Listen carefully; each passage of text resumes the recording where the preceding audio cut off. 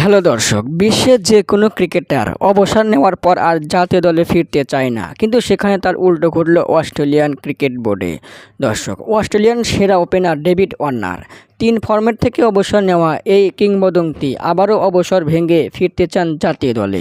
তার জাতীয় দলে ফেরার ইচ্ছা প্রকাশ করলেও অস্ট্রেলিয়ান ক্রিকেট তাকে না করে দেন, বললেন ফেরার কোনো সুযোগ নেই। দর্শক, কিন্তু কেন না করলেন ক্রিকেট বোর্ড? বিস্তারিত জানতে ভিডিওটি শেষ পর্যন্ত দেখুন।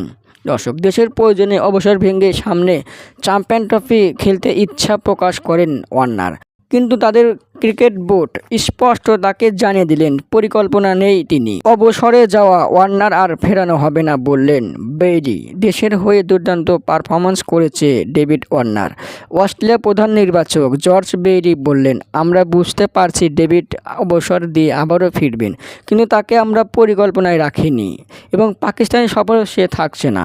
দর্শক, তাদের এমন সিদ্ধান্তে আপনাদের মতামত কি? কমেন্টের মাধ্যমে জানিয়ে দিন। ধন্যবাদ।